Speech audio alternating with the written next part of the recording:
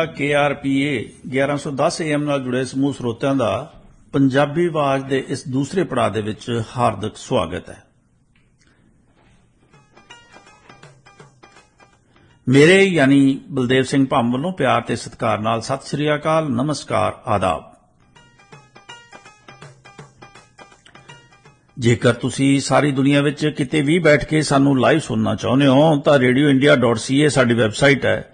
ਇਸ ਵੈਬਸਾਈਟ ਤੇ ਜਾ ਕੇ ਤੁਸੀਂ ਕਿਸੇ ਵੀ ਵਕਤ ਤੇ ਕਿਤੇ ਵੀ ਬੈਠ ਕੇ ਸਾਡੇ ਨਾਲ ਲਾਈਵ ਜੁੜ ਸਕਦੇ ਹੋ।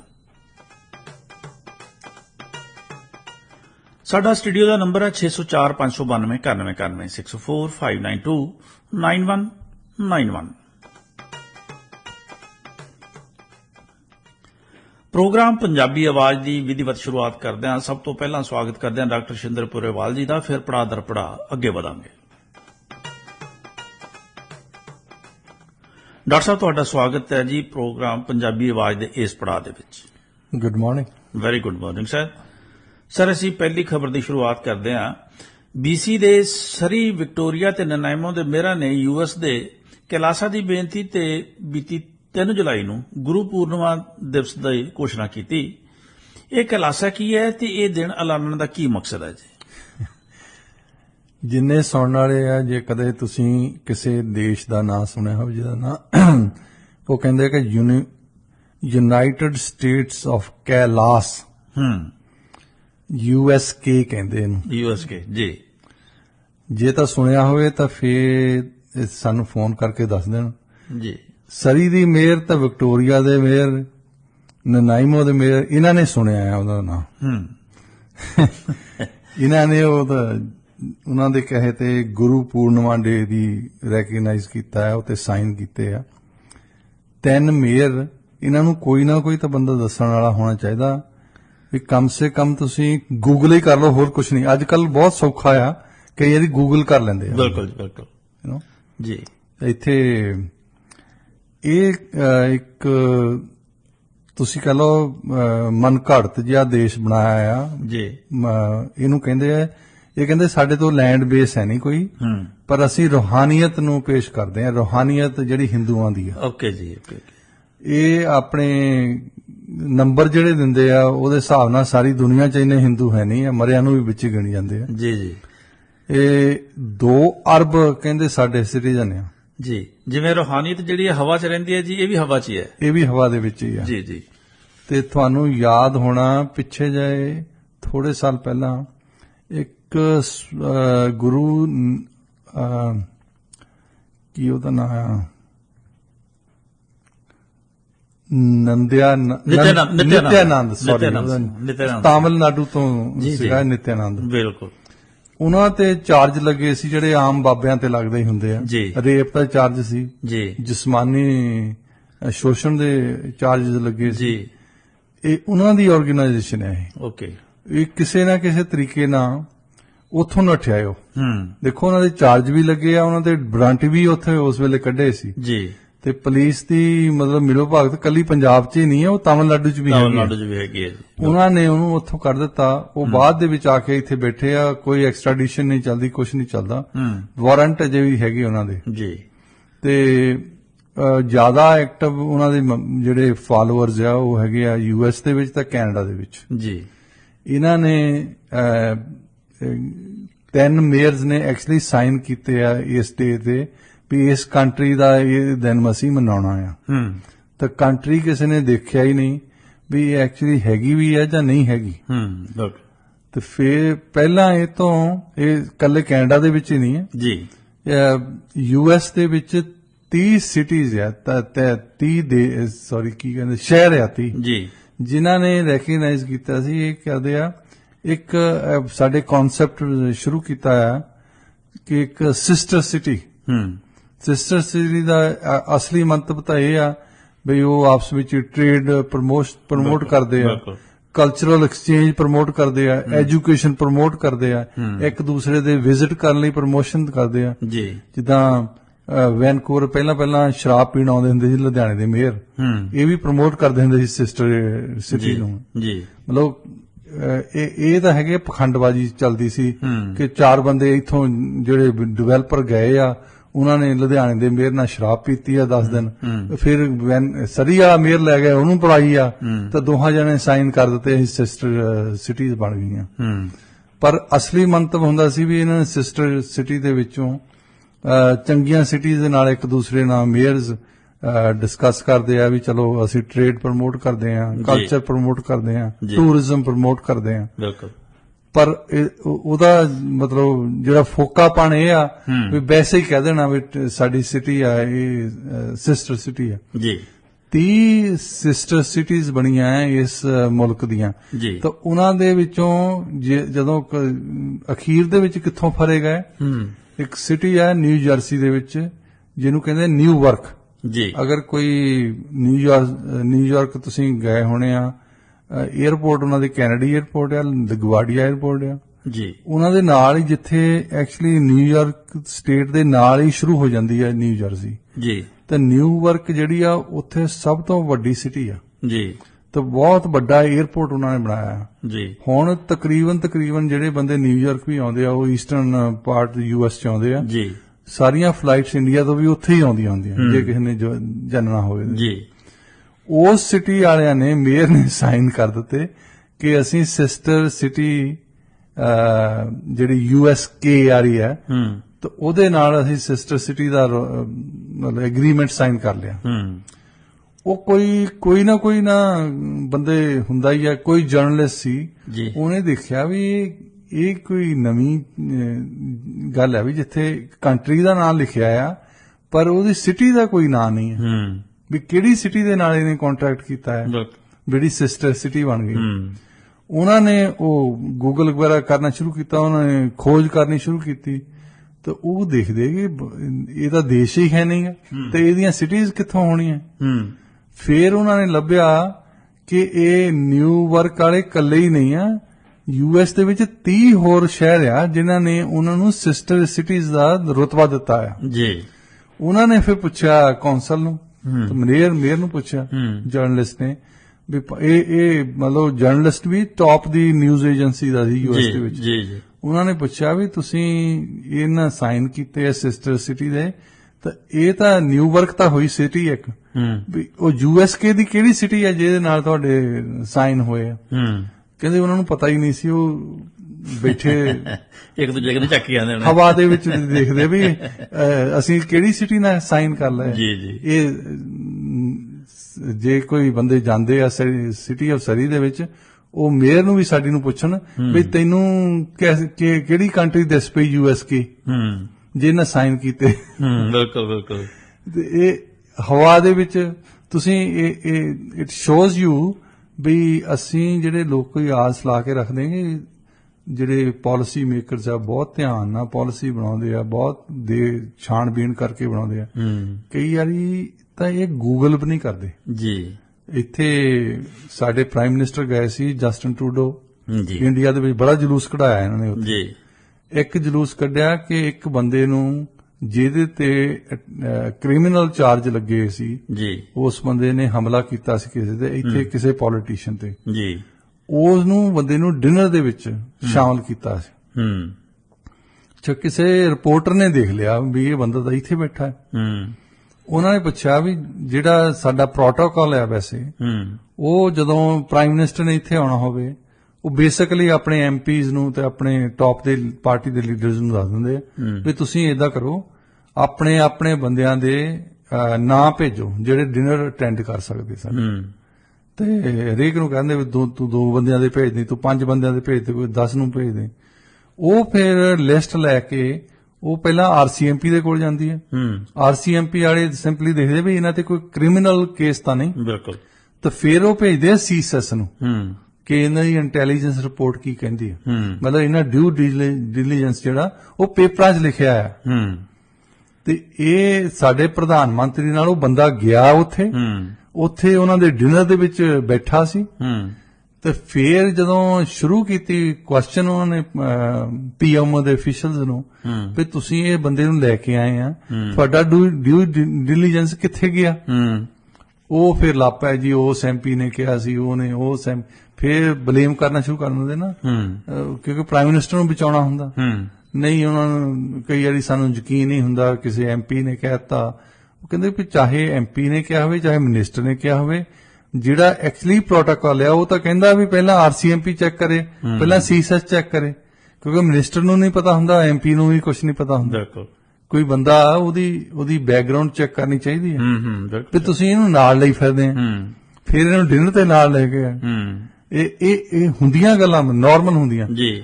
ਅਕਸਰ ਲੋਕੀ ਗੱਲਾਂ ਕਰਨ ਲੱਗ ਪੈਂਦੇ ਆ ਕਿ ਫਲਾਨੀ ਸਟੇਟ ਨੇ ਜੀ ਹੁਣ ਸਾਡਾ ਇੱਕ ਸਿੱਖਾਂ ਦਾ ਇਤਿਹਾਸਕ ਦਿਨ ਰੈਕਗਨਾਈਜ਼ ਕਰ ਲਿਆ। ਇਹ ਫੁਕਰਿਆਂ ਵਾਲੀਆਂ ਗੱਲਾਂ ਹੁੰਦੀਆਂ ਨੇ, ਪੰਜਾਬੀ ਦਾ ਸ਼ਬਦ ਆ ਫੁਕਰੇ। ਉਹਨੂੰ ਪਤਾ ਵੀ ਨਹੀਂ ਹੋਣਾ ਵੀ ਕਿਹੜੀ ਚੀਜ਼ ਤੇ ਸਾਈਨ ਕਰਦਾ ਹੈ ਜੀ। ਇਹ ਇਦਾਂ ਹੀ ਸਾਡੀ ਮੇਅਰ ਨੇ ਕੀਤਾ ਹੋਣਾ, ਇਹਨੂੰ ਵੀ ਪਤਾ ਹੋਣਾ ਵੀ ਕਿਹੜੀ ਚੀਜ਼ ਤੇ ਸਾਈਨ ਕਰਨ ਲੱਗੀ ਹੈ। ਕੋਈ ਬੰਦੇ ਆਏ ਹੋਣੇ ਆ ਜਿਹੜੇ ਕਿਸੇ ਨੂੰ ਜਾਣਦੇ ਹੋਣੇ ਆ, ਕਹਿਤਾ ਹੋਣਾ ਵੀ ਅਸੀਂ United States of Kailash the country ਤੋਂ ਆਏ ਹਾਂ। ਬਿਲਕੁਲ। ਤਾਂ ਉਹਨਾਂ ਨੇ ਦੇਖਿਆ ਹੀ ਨਹੀਂ ਵੀ ਯੂਨਾਈਟਿਡ ਸਟੇਟਸ ਆਫ ਕੈਲਾਸ਼ ਕੋਈ ਕੰਟਰੀ ਹੈ ਜਾਂ ਨਹੀਂ, ਕੋਈ ਦੇਸ਼ ਹੈਗਾ ਵੀ ਹੈ। ਇਦਾਂ ਦੇ ਬਹੁਤ ਹੁੰਦੇ ਕੇਸ। ਬਿਲਕੁਲ। ਕੱਲੇ ਸਾਡੀ ਮੇਅਰ ਤੋਂ ਨਹੀਂ, ਦੇਖੋ ਪ੍ਰਾਈਮ ਮਿਨਿਸਟਰ ਦੇ ਲੈਵਲ ਤੇ ਹੁੰਦੇ ਆ। ਜੀ ਜੀ ਜੀ। ਜਿੱਥੇ ਅਸੀਂ ਆਸ ਕਰਦੇ ਹਾਂ ਕਿ ਘੱਟੋ ਘੱਟ ਚੈੱਕ ਤਾਂ ਕਰਿਆ ਕਰਨ ਵੀ ਇਹ ਚੀਜ਼ ਕੋਈ ਐਗਜ਼ਿਸਟ ਕਰਦੀ ਹੈ। ਜਿਹੜੇ ਬੰਦੇ ਰੱਖਦੇ ਆ ਨਾ, ਖਾਸ ਤੌਰ ਤੇ ਸਿੱਖਾਂ ਦੇ ਵਿੱਚ, ਸਾਡੇ ਜੀ ਫਲਾਣੇ ਦੇ ਸਟੇਟ ਨੇ ਰੈਕਗਨਾਈਜ਼ ਕਰ ਲਿਆ, 1984 ਨੂੰ ਕਰ ਲਿਆ, ਉਹਨਾਂ ਨੇ ਜੀ ਵਿਸਾਖੀ ਨੂੰ ਰੈਕਗਨਾਈਜ਼ ਕਰ ਲਿਆ, ਮਤਲਬ ਇਹਦਾ ਕੁਝ ਨਹੀਂ ਹੁੰਦਾ। ਉਹਨਾਂ ਨੇ ਸਾਈਨ ਕੀਤੇ ਹੁੰਦੇ ਇੱਕ ਤੇ ਉਹਦੇ ਨਾਂ ਤੇ ਗੁਰਦੁਆਰਿਆਂ 'ਚ ਆ ਕੇ ਪੈਸੇ ਇਕੱਠੇ ਕਰਨ ਲੱਪਣੇ ਆ ਜੀ। ਜਿਹੜੇ ਬੰਦੇ ਸ਼ੈਤਾਨ ਨੇ, ਜਿਹੜੇ ਸਾਈਨ ਕਰਾ ਕੇ ਲਿਆਏ ਹੁੰਦੇ ਜੀ। ਇੱਕ ਇੱਥੇ ਸ਼ੈਤਾਨ ਬੰਦਾ, ਉਹ ਵੱਡੇ ਪੱਧਰ ਤੇ ਪੰਜਾਬੀਆਂ ਨੂੰ ਪੈਸੇ ਦੇਣ ਦੀ ਬਹੁਤ ਤਾਕਤ ਆ। ਮਾੜੀ ਜੀ ਸ਼ੁਰੂ ਕਰੋ ਵੀ ਤੁਸੀਂ ਜੀ ਹੜਾਂ ਲਈ ਪੈਸੇ ਇਕੱਠੇ ਸ਼ੁਰੂ ਕਰ ਦੇਣੇ ਇਹਨਾਂ ਨੇ, ਫਿਰ ਰੱਖਣਗੇ ਕੋਲ। ਇੱਕ ਕੋਈ ਔਰਤ ਇੰਡੀਆ ਤੋਂ ਆਈ, ਉਹਨੇ ਜੀ ਯੂਨਾਈਟਿਡ ਨੇਸ਼ਨ ਦੇ ਕਿਸੇ ਜਗ੍ਹਾ ਤੇ ਜਾ ਕੇ ਪੰਜਾਬੀ ਦੇ ਵਿੱਚ ਭਾਸ਼ਣ ਦਿੱਤਾ। ਯੂਨਾਈਟਿਡ ਨੇਸ਼ਨਸ ਦੀ ਆਪਣੀ ਅਫੀਸ਼ੀਅਲ ਲੈਂਗੁਏਜ ਕੋਈ ਨਹੀਂ ਹੈ। ਜੇ ਤੁਸੀਂ ਉਹਨਾਂ ਨੂੰ ਅਫੀਸ਼ੀਅਲੀ ਤੌਰ ਤੇ ਭੇਜਣੀ ਹੈ ਕੋਈ ਚੀਜ਼, ਜਿਹੜੀਆਂ ਸਿਕਿਉਰਿਟੀ ਕਾਉਂਸਲ ਦੀਆਂ ਪਰਮਾਨੈਂਟ ਪਾਵਰਸ ਆ ਨਾ, ਜਿਹੜੀ ਲੈਂਗੁਏਜ ਉਹ ਯੂਜ਼ ਕਰਦੇ ਆ, ਅੰਗਰੇਜ਼ੀ ਕਰਦੇ ਆ, ਫ੍ਰੈਂਚ ਕਰਦੇ ਆ, ਰਸ਼ੀਅਨ ਕਰਦੇ ਆ, ਚਾਈਨੀਜ਼ ਕਰਦੇ ਆ, ਤੇ ਉਹ ਤੁਸੀਂ ਉਹਦੇ ਵਿੱਚ ਭੇਜ ਸਕਦੇ ਆ। ਜਾਂ ਜਿਹੜੀਆਂ ਲੈਂਗੁਏਜ ਉਹਨਾਂ ਨੇ ਵਰਤਦੇ ਆ, ਅਰਬਿਕ ਦੇ ਵਿੱਚ ਵੀ ਯੂਜ਼ ਕਰਦੇ ਆ, ਸਪੈਨਿਸ਼ ਵੀ ਯੂਜ਼ ਕਰਦੇ ਆ। ਜੇ ਤੁਸੀਂ ਇੱਕ ਕੋਈ ਲਿੰਗੁਇਸਟਿਕਸ ਦੀ ਕਾਨਫਰੰਸ ਹੋ ਰਹੀ ਹੈ ਵੀ ਬੋਲੀਆਂ ਹਿੰਦੂ ਸਾਰੇ ਦੇਸ਼ ਵਰਲਡ ਦੀਆਂ ਬੋਲੀਆਂ ਜਿਹੜੀਆਂ ਉਹ ਮਰ ਰਹੀਆਂ, ਉੱਥੇ ਕੋਈ ਬੰਦਾ ਜਾ ਕੇ ਪੰਜਾਬੀ ਕਹੇ ਮੈਂ ਪੰਜਾਬੀ ਬੋਲਣੀ ਆ, ਤਾਂ ਆ ਚੱਕੋ ਇਹਦੀ ਇੰਗਲਿਸ਼ ਟ੍ਰਾਂਸਲੇਸ਼ਨ। ਉਹ ਕਹਿਣਗੇ ਕੋਈ ਗੱਲ ਨਹੀਂ, ਪੰਜਾਬੀ ਬੋਲੀ ਚੱਲ, ਅਸੀਂ ਤਾਂ ਵੈਸੇ ਨਹੀਂ ਤੈਨੂੰ ਸੁਣਨਾ ਸੀ। ਮਤਲਬ ਉਹ ਇੰਨੀ ਬੇਇੱਜ਼ਤੀ ਕਰਦੇ ਆ ਕਿ ਤੈਨੂੰ ਤਾਂ ਅਸੀਂ ਵੈਸੇ ਹੀ ਨਹੀਂ ਸੁਣਨਾ। ਤੁਸੀਂ 200 ਬੰਦੇ ਦੇ ਮੋਹਰੇ ਜਿਨ੍ਹਾਂ ਨੂੰ ਸਮਝ ਨਹੀਂ ਆਉਂਦੀ ਪੰਜਾਬੀ ਬੋਲ ਕੇ ਆਏ ਆ, ਤਾਂ ਫੇਰ ਇੱਥੇ ਆ ਕੇ ਪੈਸੇ ਇਕੱਠੇ ਕਰਦੇ ਆ, ਉਹਨਾਂ ਦੇਣੇ, ਲੋਕਾਂ ਨੇ ਦਿੰਦੇ ਆ, ਸੁਣ ਕੇ ਦਿੰਦੇ ਆ ਪੈਸੇ ਵੀ ਇਹਨੇ ਬੱਲੇ ਇਹ ਤਾਂ ਹੱਦ ਲਿਆ ਕੇ ਰੱਖ। ਮੂਰਖਤਾ ਦੇ ਹੱਸਣਾ ਚਾਹੀਦਾ ਨਾ ਵੀ 200 ਬੰਦੇ ਜਿਨ੍ਹਾਂ ਨੂੰ ਪੰਜਾਬੀ ਨਹੀਂ ਆਉਂਦੀ ਉੱਥੇ ਭਾਸ਼ਣ ਦੇ ਕੇ ਆਏ ਵੀ ਉਹਨਾਂ ਨੇ ਇਸ ਬੰਦੇ ਨੂੰ ਪਾਗਲਾਂ ਦੇ ਹਸਪਤਾਲ ਲਿਜਾਣਾ ਚਾਹੀਦਾ। ਇਦਾਂ ਦੀਆਂ ਫੁਕਰੀਆਂ ਗੱਲਾਂ ਛੋਟੀਆਂ ਕਰਦੇ ਆ ਨਾ। ਅੱਜ ਜਿਵੇਂ ਦੇਖ ਲਓ ਸਰੀ ਦੇ ਵਿੱਚ ਮੇਅਰ ਨੇ ਕਿਸੇ ਨੂੰ ਪੁੱਛ ਲਓ, ਤੁਹਾਡੇ ਕੋਲ ਕੋਈ ਬੰਦਾ ਖੜਾ ਹੋਣਾ ਵੀ ਆ ਇੱਕ ਮਿੰਟ ਤੂੰ ਗੂਗਲ ਕਰਕੇ ਹੀ ਦੇਖ ਲਓ। ਸਾਡਾ ਜਦੋਂ ਇੱਥੇ ਬੰਦਾ ਪ੍ਰਾਈਮ ਮਿਨਿਸਟਰ ਦੇ ਨਾਲ ਗਿਆ ਸੀ, ਉਹਨੂੰ ਕਿਸੇ ਜਰਨਲਿਸਟ ਨੇ ਫਿਰ ਜਦੋਂ ਅਸੀਂ ਚੈੱਕ ਕੀਤਾ ਨਾ, ਉਹ ਕਹਿੰਦਾ ਵੀ ਕਮ ਸੇ ਕਮ ਬਹੁਤਾ ਨਹੀਂ ਤਾਂ ਤੁਸੀਂ ਗੂਗਲ ਕਰਕੇ ਇਹਦਾ ਨਾਂ ਦੇਖ ਲੈਂਦੇ। ਕਹਿੰਦਾ ਮੈਂ ਹੁਣ ਗੂਗਲ ਕੀਤਾ ਤਾਂ ਇਹਦੀ ਸਾਰੀ ਹਿਸਟਰੀ ਆ ਗਈ ਹੈ ਵੀ ਇਹਨੇ ਕੀ ਕ੍ਰਿਮੀਨਲ ਐਕਟ ਕੀਤਾ, ਕੀ ਨਹੀਂ ਕੀਤਾ।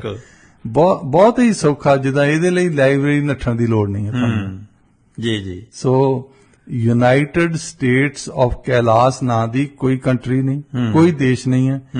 ਦੁਨੀਆ ਭਰ ਦੇ ਵਿੱਚ 2 ਅਰਬ ਹਿੰਦੂ ਹੈ ਨਹੀਂ ਜਿਨ੍ਹਾਂ ਨੂੰ ਇਹ ਰੈਪਰੈਜ਼ੈਂਟ ਕਰਦੇ ਆ। ਤਾਂ ਜਿਹੜਾ ਇਹਨਾਂ ਦਾ ਲੀਡਰ ਆ ਉਹ ਨੱਠਾ ਆ ਰੇਪ ਕਰਕੇ ਤੇ ਜਿਸਮਾਨੀ ਸ਼ੋਸ਼ਣ ਕਰਕੇ, ਸੈਕਸ਼ੂਅਲ ਅਸਾਲਟ ਕਰਕੇ। ਜੇ ਉੱਥੇ ਜਾਵੇ ਤਾਂ ਜੇਲ੍ਹ 'ਚ ਹੋਵੇ। ਤੇ ਇਹਦੇ ਨਾਲ ਸਾਡੀ ਮੇਅਰ ਜਿਹੜੀ ਸਮਝੌਤਾ ਕਰ ਰਹੀ ਹੈ, ਵਿਕਟੋਰੀਆ ਵਾਲੇ ਕਰ ਰਹੇ, ਨਨਾਈਮੋ ਵਾਲੇ ਕਰ ਰਹੇ। ਜੀ। ਸੋ ਡਾਕਟਰ ਸਾਹਿਬ ਅਗਲੀ ਖਬਰ ਵੱਲ ਵਧਦੇ ਹਾਂ। ਅਸੀਂ ਤੇਜ਼ੀ ਨਾਲ ਡਾਕਟਰ ਸਾਹਿਬ ਇਲੈਕਟ੍ਰੋਨਿਕ ਵਾਹਨਾਂ ਵੱਲ ਵਧਣ ਦੀਆਂ ਗੱਲਾਂ ਤਾਂ ਕਰ ਰਹੇ ਹਾਂ, ਪਰ ਕਿਸੇ ਲੰਮੀ ਯਾਤਰਾ ਤੇ ਜਾਣ ਲੱਗਿਆ ਇੱਕ ਫਿਕਰ ਬਣਿਆ ਰਹਿੰਦਾ ਬੰਦੇ ਨੂੰ ਕਿ ਚਾਰਜਿੰਗ ਸਟੇਸ਼ਨ ਕਿਤੇ ਮਿਲੂਗਾ ਕਿ ਨਹੀਂ ਮਿਲੂਗਾ। ਬਿਨਾਂ ਬੁਨਿਆਦੀ ਢਾਂਚੇ ਦੇ ਸਰਕਾਰ ਦੀ 2035 ਚ 100% ਇਲੈਕਟ੍ਰਿਕ ਵਾਹਨਾਂ ਦੀ ਜਿਹੜੀ ਮਨਸ਼ਾ ਹੈ ਉਹ ਕਿਵੇਂ ਪੂਰੀ ਹੋਊਗੀ? ਦੇਖੋ, ਇਹ ਕਹਿੰਦੇ ਹੁੰਦੇ $1 ਮਿਲੀਅਨ ਦਾ ਕੁਐਸਚਨ ਹੈ ਕਿ ਤੁਸੀਂ ਕਹੀ ਜਾਂਦੇ ਆ ਕਿ ਅਸੀਂ ਜਿਹੜੀਆਂ ਪੁਰਾਣੀਆਂ ਫਿਊਲ ਵਾਲੀਆਂ ਗੱਡੀਆਂ ਖਤਮ ਕਰ ਦੇਣੀਆਂ। ਜੀ। ਹੁਣ ਤੁਸੀਂ ਹਰੇਕ ਕਾਰਨਰ ਤੇ ਦੇਖ ਲਓ, ਉੱਥੇ ਗੈਸ ਸਟੇਸ਼ਨ ਹੈਗਾ ਜੀ। ਜੇ ਤੁਸੀਂ ਬਾਹਰ ਕਾਰ ਲੈ ਜਾਂਦੇ ਆ ਨਾ ਜੀ, ਕਾਰ ਨੂੰ ਕੋਈ ਇਹ ਦਿੱਕਤ ਨਹੀਂ ਹੋਊਗੀ ਉਸ ਨੂੰ ਕਾਰ ਨੂੰ ਵੀ ਇੱਥੇ ਤੁਸੀਂ ਖੜੋ 2 ਮਿੰਟਾਂ ਦੇ ਵਿੱਚ ਕਾਰ ਭਰ ਕੇ ਨੱਸ ਜਾਓ। ਜੀ।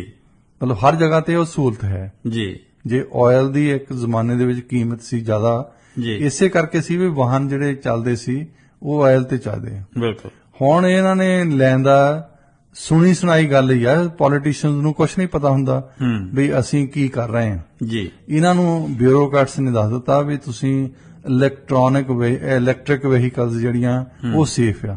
ਹਾਲਾਂਕਿ ਜਿਹੜੇ ਅਰਬਨ ਸਟੱਡੀਜ਼ ਕਰਦੇ ਆ ਨਾ, ਜੀ, ਉਹ ਪਹਿਲਾਂ ਹੀ ਦੱਸ ਚੁੱਕੇ ਆ ਵੀ ਤੁਸੀਂ ਇਹ ਵਹੀਕਲਸ ਹੋਰ ਸਟਰੀਟ ਤੇ ਲੈ ਕੇ ਆਉਣਾ ਇਹ ਸੋਲੂਸ਼ਨ ਨਹੀਂ ਆ, ਜੀ। ਇਹ ਹੱਲ ਨਹੀਂ ਹੈ।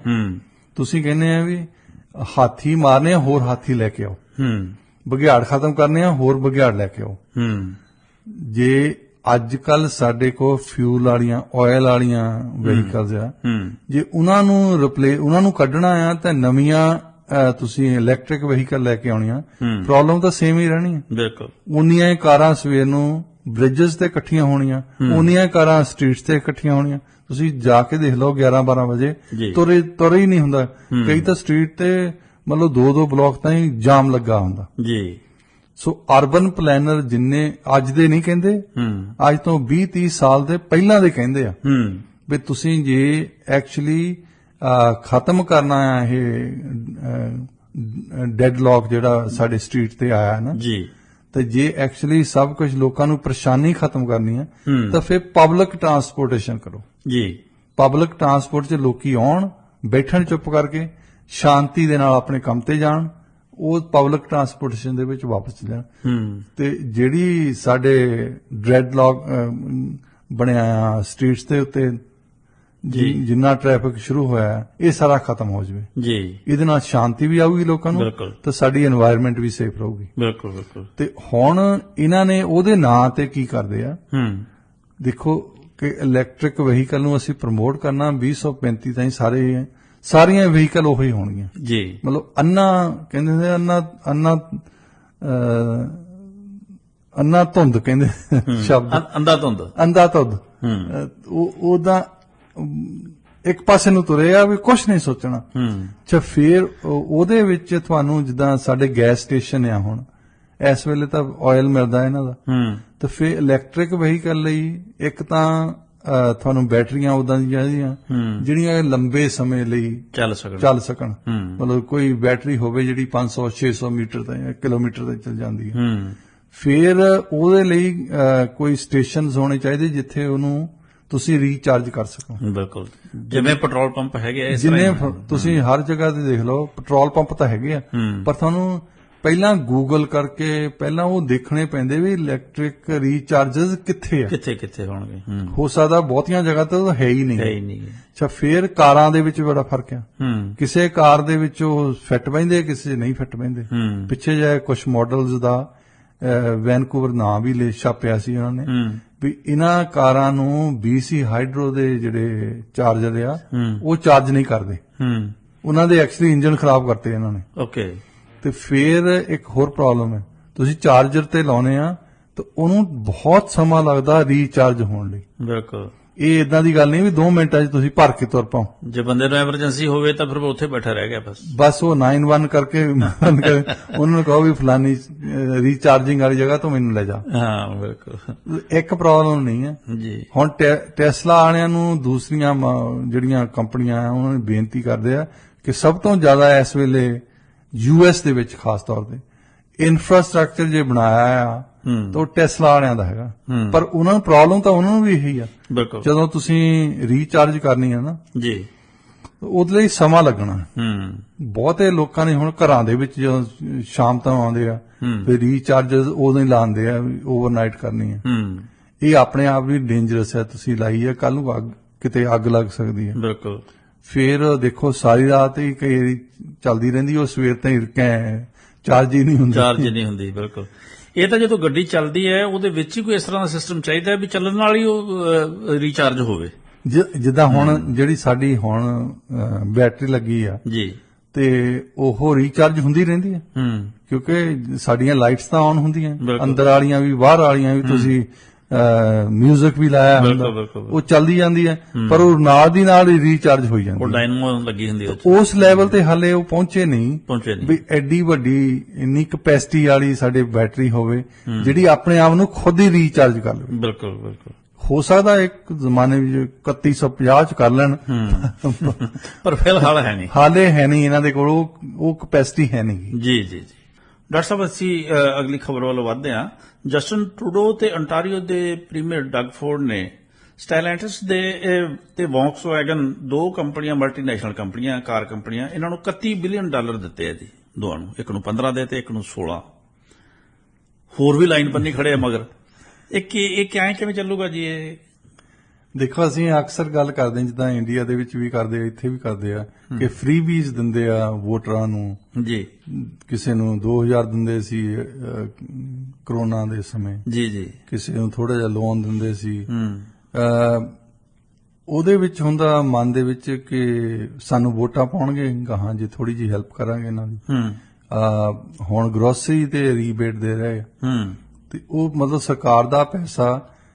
ਥਿਊਰੀ ਦੇ ਜਿਹੜੀ ਥਿਊਰੀ ਪੜਾਉਂਦੇ ਆ ਉਹ ਤਾਂ ਇਹੀ ਆ ਵੀ ਸਰਕਾਰ ਦਾ ਇਹ ਕੰਮ ਨਹੀਂ ਹੈ ਪੈਸੇ ਦੇਣਾ ਕਿਸੇ ਨੂੰ, ਤੁਸੀਂ ਆਪਣੇ ਆਪ ਹੀ ਕੰਮ ਕਰੋ, ਤੁਸੀਂ ਆਪਣੇ ਆਪ ਹੀ ਸਰਵਾਈਵ ਕਰੋ ਜੀ, ਇਹ ਤੁਹਾਡਾ ਕੰਮ ਆ ਜੀ। ਅੱਛਾ, ਇੱਥੇ ਇਹਨਾਂ ਨੂੰ ਤਾਂ ਲੋਕਾਂ ਨੂੰ ਤਾਂ ਮਿਲ ਜਾਂਦਾ, ਕਿਤੇ 1000 ਮਿਲ ਗਿਆ ਹੋਣਾ, ਕਿਤੇ 2000 ਮਿਲ ਗਿਆ ਹੋਣਾ ਜੀ, ਪਰ ਜਿਹੜੀਆਂ ਵੱਡੀਆਂ ਕੰਪਨੀਆਂ ਆ ਇਹ ਦੇਖੋ ਕਿੰਨੇ ਪੈਸੇ ਲੈਂਦੀਆਂ। ਅੱਛਾ, ਇੱਕ ਆਰਗੂਮੈਂਟ ਬਹੁਤੇ ਪੋਲੀਟੀਸ਼ੀਅਨ ਇਹ ਕਰਦੇ ਆ ਕਿ ਸਾਡੇ ਦੇਸ਼ ਦੀਆਂ ਕੰਪਨੀਆਂ ਨੂੰ ਜੇ ਅਸੀਂ ਪੈਸੇ ਨਾ ਦੇਵਾਂਗੇ ਤਾਂ ਉਹਨਾਂ ਨੇ ਕੰਪੀਟ ਨਹੀਂ ਕਰਨਾ, ਦੂਜੇ ਦੇਸ਼ਾਂ ਦੀਆਂ ਕੰਪਨੀਆਂ ਨੂੰ ਦੂਜੇ ਦੇਸ਼ ਪੈਸੇ ਦਿੰਦੇ ਆ। ਬਿਲਕੁਲ। ਪਰ ਜਸਟਿਨ ਟਰੂਡੋ ਦੀਆਂ ਇਹ ਦੋਏ ਕੰਪਨੀਆਂ, ਜਿਹੜੀ ਸਟੈਲਾਂਟਸ ਤੇ ਵੌਕਸਵੈਗਨ, ਇਹ ਦੋਏ ਵਿਦੇਸ਼ੀ ਕੰਪਨੀਆਂ। ਵੌਕਸਵੈਗਨ ਜਰਮਨੀ ਵਾਲਿਆਂ ਦੀ ਹੈ, ਸਟੈਲਾਂਟਸ ਜਿਹੜੀ ਆ ਉਹ ਆਪਣੇ ਸਵੀਡਨ ਵਾਲਿਆਂ ਦੀ ਜੀ। ਤੇ ਇਹਨਾਂ ਨੂੰ ਦੇ ਰਹੇ ਨਾ ਤੇ ਆਹੀ ਇਲੈਕਟ੍ਰਿਕ ਵਹੀਕਲਸ ਇਹਨਾਂ ਨੇ ਪ੍ਰੋਡਿਊਸ ਕਰਨੀਆਂ ਜੀ। ਤੇ ਜੇ ਤੁਸੀਂ ਇਹਨਾਂ ਨੂੰ ਪੈਸੇ ਦੇ ਕੇ ਬਣਾਉਣੇ ਸਾਰਾ ਕੁਝ, ਤੁਸੀਂ ਆਪਣੇ ਆਪ ਇਹ ਸਰਕਾਰ ਦੇ ਤੌਰ ਤੇ ਕਰ ਲਓ। ਜੇ ਪ੍ਰੋਫਿਟ ਹੋਵੇ ਬਾਅਦ ਦੇ ਵਿੱਚ, ਕਮ ਸੇ ਕਮ ਸਰਕਾਰ ਤੋਂ ਤਾਂ ਹੋਊਗਾ। ਬਿਲਕੁਲ, ਤੁਹਾਡੀ ਆਪਣੀ ਇਨਵੈਸਟਮੈਂਟ ਆ। ਸਰਕਾਰ ਦੇ ਕੋਲ ਬਹੁਤ ਸਾਰੀਆਂ ਏਜੰਸੀਜ਼ ਆ, ਕਰਾਊਨ ਏਜੰਸੀ, ਜਿਹੜੀਆਂ ਐਕਚੁਅਲੀ ਪ੍ਰੋਫਿਟ ਬਣਾਉਂਦੀਆਂ, ਤੇ ਉਹ ਪ੍ਰੋਫਿਟ ਸਾਰੇ ਲੋਕਾਂ ਦੇ ਕੋਲ ਆਉਂਦਾ ਜੀ, ਲੋ ਸਰਕਾਰ ਦੇ ਬਜਟ ਦੇ ਵਿੱਚ ਆਉਂਦਾ ਨਾ। ਇਹ ਤਾਂ ਪ੍ਰਾਈਵੇਟ ਕੰਪਨੀਆਂ ਆ, ਇਹਨਾਂ ਦੇ ਵਿੱਚੋਂ ਪ੍ਰੋਫਿਟ ਕਿਹਨਾਂ ਸ਼ੇਅਰ ਕਰਨਾ? ਜਿਹੜੇ ਮੰਤਰੀ ਆ ਹੁਣ ਬੈਠੇ, ਇਹਨਾਂ ਨੇ ਜਦੋਂ ਰਿਟਾਇਰ ਹੋਣਾ ਆ, ਉਸ ਤੋਂ ਬਾਅਦ ਦੇਖਿਓ ਇਹਨਾਂ ਦੀ ਵੀ ਬੋਰਡ ਆਫ ਡਾਇਰੈਕਟਰਸ ਤੇ ਕਿਹੜੇ ਤੇ ਬੈਠੇ ਆ। ਉੱਥੇ ਵੀ ਮਿਲੀਅਨਸ ਆਫ ਡਾਲਰਸ ਬਣਦੇ ਇਹਨਾਂ ਨੂੰ, ਕੱਲਾ ਕਈ ਕੰਪਨੀਆਂ ਦੇ ਬੋਰਡ ਆਫ ਡਾਇਰੈਕਟਰਸ ਦੇ ਬੈਠਾ ਹੁੰਦਾ ਜੀ, ਤਨਖਾਹ ਦੇ ਨਾਂ ਤੇ। ਹੁਣ ਤਾਂ ਤਨਖਾਹ ਕੱਖ ਨਹੀਂ ਮਿਲਦੀ ਨਾ। ਹੁਣ ਤਾਂ ਲੋਕੀ ਰੌਲਾ ਪਾਉਣ ਲੱਗ ਪੈਂਦੇ ਜੀ, ਇਹ 2.5 ਲੱਖ ਲੈਂਦੇ, 3.5 ਲੱਖ। 2.5 ਲੱਖ ਕੋਈ ਬਹੁਤੀ ਵੱਡੀ ਤਨਖਾਹ ਨਹੀਂ ਆ। ਉਹ ਜਿਹੜੀ ਸਰਵਿਸ ਦੇ ਕੇ ਜਾਂਦੇ ਆ ਇਹ ਇਹਨਾਂ ਕੰਪਨੀਆਂ ਨੂੰ, ਇਹ ਅੱਜ ਤੋਂ 5-7 ਸਾਲ ਬਾਅਦ ਜਿਹੜੀ ਇਹਨਾਂ ਨੇ ਕੈਸ਼ ਕਰਨੀ ਆ ਨਾ, ਬੈਠ ਕੇ ਉਹਨਾਂ ਦੇ ਬੋਰਡ ਤੇ, ਉੱਥੇ ਅਸਲੀ ਜਿਹੜਾ ਘਿਓ ਆ ਉੱਥੇ ਆ। ਬਿਲਕੁਲ, ਇਹਨਾਂ ਨੂੰ ਉਹ ਸਰਵ ਕਰਦੇ ਆ। ਹਾਂਜੀ ਹਾਂਜੀ। ਤੇ ਬਾਕੀ ਉਹ ਜਿਹੜੀਆਂ ਵੱਡੀਆਂ ਕੰਪਨੀਆਂ ਆ, ਉਹ ਇਹਨਾਂ ਨੂੰ ਇਲੈਕਸ਼ਨ ਫੰਡ ਵੀ ਦਿੰਦੀਆਂ। ਤਰੀਕਾ ਹੈਗਾ ਉਹਨਾਂ ਨੂੰ ਦੇਣ ਦਾ। ਕੈਨੇਡਾ ਦੇ ਵਿੱਚ ਵੈਸੇ ਤਾਂ ਇਹਨਾਂ ਨੇ ਲਿਮਟ ਕੀਤੀ ਆ ਕਿ ਇੱਕ ਬੰਦੇ ਨੇ $1600 ਤੋਂ ਜ਼ਿਆਦਾ ਤੁਸੀਂ ਕੰਟਰੀਬਿਊਟ ਨਹੀਂ ਕਰ ਸਕਦੇ ਇੱਕ ਪਾਰਟੀ ਨੂੰ। ਅੱਛਾ, ਹੁਣ ਜੇ ਕਿਸੇ ਕੰਪਨੀ ਦੇ ਕੋਲ EMPLOYEES ਆ, ਉਹ ਬੰਦਾ ਮੈਨੇਜਰ ਕਹਿੰਦਾ ਆਪਣੇ ਤੋਂ 1000 ਬੰਦਾ ਹੈਗਾ, ਇਹਨਾਂ ਨੂੰ ਕਹੋ ਆਪਣੀ ਤੇ ਆਪਣੇ ਪਰਿਵਾਰ ਦੇ ਕਿਸੇ ਮੈਂਬਰ ਦੀ ਇੱਕ ਚੈੱਕ ਲੈ ਕੇ ਆ ਜਾਣ, ਅਸੀਂ ਇਹਨਾਂ ਨੂੰ ਦੇ ਦੇਵਾਂਗੇ ਕੈਸ਼, ਇਹਨਾਂ ਨੂੰ ਬੋਨਸ ਦੇ ਦੇਵਾਂਗੇ ਜੀ। ਅੱਛਾ, 2-2000 ਤੁਸੀਂ ਇੰਨੇ ਬੰਦਿਆਂ ਤੋਂ ਇਕੱਠੇ ਕਰ ਲਏ ਆ, ਤਾਂ 2000 ਚੈਕਸ ਆ ਗਈਆਂ $1000 ਦੀਆਂ ਤੁਹਾਡੇ ਤੋਂ, ਤਾਂ ਉਹ ਦੇ ਦਿਓ ਕਿਸੇ ਪਾਰਟੀ ਨੂੰ ਜੀ। ਦੇਖੋ ਕਿੰਨਾ ਪੈਸਾ ਹੋ ਜਾਂਦਾ। ਇਹਨਾਂ ਦੇ ਕੋਲ ਕਪੈਸਿਟੀ ਹੈ ਨਾ। ਬਿਲਕੁਲ। ਫਿਰ ਕੱਲੇ ਪੋਲੀਟੀਸ਼ੀਅਨ ਨੂੰ ਇਹ ਬੰਦੇ ਹਾਇਰ ਕਰਨ ਵਾਲੇ ਹੈਗੇ। ਸਾਡੇ ਆ ਪ੍ਰੀਮੀਅਰ ਹੁਣੇ ਰਿਟਾਇਰ ਹੋਏ ਆ ਪੁਰਾਣੇ ਜੀ, ਹੌਰਗਨ। ਉਹਨਾਂ ਨੇ ਸਾਰੀ ਉਮਰ ਹੀ ਜਿੱਦਾਂ ਆਪਣੀ ਪਖੰਡਬਾਜ਼ੀ ਜਿਹੜੀ ਕਰਦੇ ਹੀ ਹੁੰਦੇ ਆ, ਅਸੀਂ এনवायरमेंट ਲਈ ਲੜਦੇ ਆ, ਅਸੀਂ ਆਹ ਲੜਦੇ ਆ, ਅਸੀਂ ਯੂਨੀਅਨ ਦੇ ਬੰਦੇ ਆ, ਅਸੀਂ ਆਹ ਕਰਦੇ ਆ, ਸਾਰੀ ਉਮਰ ਲੋਕਾਂ ਤੇ ਬੋਝ ਪਾਉਂਦੇ ਰਹੇ ਵੀ ਅਸੀਂ ਜਿਹੜਾ ਫੋਸਲ ਫਿਊਲ ਪ੍ਰੋਡਿਊਸ ਕਰਦੇ ਆ ਉਹਨਾਂ ਦੇ ਖਿਲਾਫ ਲੜਦੇ ਆ, ਵਾਤਾਵਰਣ ਦੇ ਅਸੀਂ ਬਹੁਤ ਪ੍ਰੇਮੀ ਆ। ਜਿੱਦਣ ਅਨਾਉਂਸਮੈਂਟ ਕੀਤੀ ਮੈਂ ਰਿਟਾਇਰ ਹੋਣਾ ਆ, ਉਦਣ ਇਹ ਕੀਤੀ ਵੀ ਮੈਂ ਫੈਮਿਲੀ ਨਾਲ ਜ਼ਿਆਦਾ ਸਮਾਂ ਬਿਤਾਉਣਾ। ਇਹ ਮਤਲਬ ਹਰ ਇੱਕ ਨੂੰ ਪਬਲਿਕ ਰਿਲੇਸ਼ਨ ਵਾਲੇ ਲਿਖ ਕੇ ਦੇ ਦਿੰਦੇ ਨਾ ਕਿ ਤੂੰ ਆਹ ਗੱਲ ਕਹਿਣੀ ਆ, ਆਹ ਗੱਲ ਕਹਦੇ ਮੇਰੀ ਹੈਲਥ ਠੀਕ ਨਹੀਂ ਹੈ, ਮੈਂ ਆਪਣੀ ਫੈਮਿਲੀ ਦੇ ਨਾਲ ਸਮਾਂ ਬਿਤਾਉਣਾ। ਬਹੁਤੇ ਪੋਲੀਟੀਸ਼ੀਅਨ ਤਾਂ ਥੋੜਾ ਜਿਹਾ ਇੰਤਜ਼ਾਰ ਕਰਦੇ ਆ ਵੈਸੇ, ਤਕਰੀਬਨ ਉਹਨਾਂ ਨੇ ਸਾਲ ਕਰਦੇ, ਕੋਈ 6 ਮਹੀਨੇ ਕਰਕੇ ਫਿਰ ਉਹ ਗੈਪ ਜਿਹਾ ਪਾ ਕੇ ਲੋਕ ਭੁੱਲ ਜਾਣ ਵੀ ਅਗਲੇ ਨੂੰ ਪਤਾ ਹੀ ਨਾ ਲੱਗੇ ਵੀ ਇਹ ਮਿਨਿਸਟਰ ਵੀ ਹੁੰਦਾ ਸੀ, ਪ੍ਰੀਮੀਅਰ ਵੀ ਹੁੰਦਾ ਸੀ। ਪਰ ਇਹਨਾਂ ਨੇ ਦੂਜੇ ਦਿਨ ਹੀ ਇੱਥੇ ਕੋਲਾ ਕੰਪਨੀ ਆ ਇੱਥੇ BC ਦੀ, ਉਹਦੇ ਬੋਰਡ ਆਫ ਡਾਇਰੈਕਟਰ ਦੇ ਜਾ ਬੈਠੇ। ਇੱਕ ਤਾਂ ਪਹਿਲਾਂ ਜੇ ਤੁਸੀਂ ਕਹਿ ਰਹੇ ਆ ਮੈਂ ਆਪਣੇ ਪਰਿਵਾਰ ਲਈ ਸਮਾਂ ਕੱਢਣਾ, ਬਿਲਕੁਲ, ਤਾਂ ਉਹ ਹੁਣ ਤੁਸੀਂ ਪ੍ਰਾਈਵੇਟ ਕੰਪਨੀ ਜਾ ਵੜੇ ਆ ਕਿਉਂਕਿ ਉਹਨਾਂ ਨੇ ਪੈਸੇ ਜ਼ਿਆਦਾ ਦੇਣੇ ਆ। ਬਿਲਕੁਲ। ਤੇ ਜਿਹੜੇ ਫੋਸਲ ਫਿਊਲ ਦੇ ਤੁਸੀਂ ਖਿਲਾਫ ਵਾਤਾਵਰਣ ਦੇ ਵੱਡੇ ਪ੍ਰੇਮੀ ਸੀ, ਲੜਦੇ ਸੀ, ਤਾਂ ਉਹਨਾਂ ਦੀ ਕੰਪਨੀ ਦੇ ਵਿੱਚ ਉਹਨਾਂ ਦੀ ਕੰਪਨੀ ਦੇ ਬੋਰਡ ਤੇ ਇਹਨਾਂ ਨੂੰ ਵੀ ਕਿਤੇ ਮਲਾਈ ਦਿੱਤੀ ਹੋਣੀ ਹੈ ਪਹਿਲਾਂ ਜੀ ਸਾਰਿਆਂ ਨੂੰ। ਆਹ ਜਿਹੜਾ ਦੂਰੋਂ ਜਿਹੜੀ ਚੀਜ਼ ਗਲਿਟਰ ਕਰਦੀ ਹੈ ਨਾ, ਜਿਹੜਾ ਹੁਣ ਜਸਟਨ ਟਰੂਡੋ ਦੀ ਗਵਰਨਮੈਂਟ ਜਿੱਦਾਂ billions of dollar, Justin Trudeau ਦੀ ਕਿਹੜੀ ਜੇਬ ਚੋਂ ਜਾਂਦੇ ਆ ਪੈਸੇ। ਬਿਲਕੁਲ। ਇਹਨਾਂ ਦੇ ਤਾਂ ਹੱਥ ਆਏ ਆ ਪੈਸੇ। ਤੇ ਜਿਹੜੇ ਬੰਦਿਆਂ ਨੇ ਇਹਨਾਂ ਨੂੰ ਜਿਤਾਇਆ ਉਹਨਾਂ ਨੇ ਪੰਜੀ ਲੈ ਕੇ ਇਹਨਾਂ ਨੂੰ ਵੋਟ ਪਾਈ ਆ।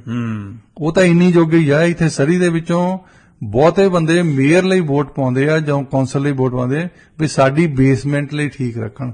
ਦੇਖੋ ਇਹਨਾਂ ਦੀ ਕੀਮਤ ਕਿੰਨੀ ਹੈ। ਇੰਨੀ ਗੱਲ ਤੇ ਮਰਨ ਵਾਲੇ ਬੰਦੇ। ਤੇ ਅਗਲੇ ਵੀ ਠੀਕ ਹੈ, ਉਹ ਕਹਿੰਦੇ ਕਿ ਚਲੋ ਬੇਸਮੈਂਟ ਨੂੰ ਕੁਛ ਨਹੀਂ ਕਹਿਣਾ ਅਸੀਂ, ਤੁਸੀਂ ਜੋ $400 ਰੱਖਣਾ ਆ ਨਾ ਸਾਨੂੰ ਦਿਓ ਆਪਣੇ ਟੈਕਸ ਦੇ ਵਿੱਚ, ਪਰ ਜਿਹੜਾ ਅਸੀਂ ਕਮਾਉਣਾ ਆ ਉਹ ਤਾਂ ਫੇ ਲੱਖਾਂ ਕਰੋੜਾਂ ਦੇ ਵਿੱਚ ਆ। ਬਿਲਕੁਲ, ਉਹਨੂੰ ਕੁਛ ਕਹਿ ਵੀ ਨਹੀਂ ਸਕਦੇ ਕਿਉਂਕਿ ਅਸੀਂ ਉਹ ਰਿਓੜੀਆਂ ਖਾ ਕੇ ਤਾਂ ਉਹਨੂੰ ਦਿੱਤਾ ਹੈ, ਵੋਟ ਪਾਈ ਹੈ। ਜੀ ਬਿਲਕੁਲ। ਇਹ ਲੱਡੂ ਖਾਂਦੇ ਤਾਂ ਜੁਦੀ ਗੱਲ ਹੈ। ਉਹ ਵੱਡਾ ਖਾਂਦੇ ਆ, ਅਸੀਂ ਛੋਟਾ ਖਾਂਦੇ ਆ, ਫਰਕ ਇੰਨਾ ਹੀ ਹੈ। ਉੱਥੇ ਆਪਣੇ ਕਹਿ ਦਿੰਦੇ ਵੀ ਦਾਰੂ ਤੇ ਵਿਕ ਗਿਆ, ਇੱਥੇ ਇਹਨਾਂ ਕੰਮਾਂ ਤੇ ਵਿਕ ਜਾਂਦਾ। ਇੱਥੇ ਵੀ ਤਾਂ ਕੁਛ ਨਾ ਕੁਛ ਦਿੰਦੇ।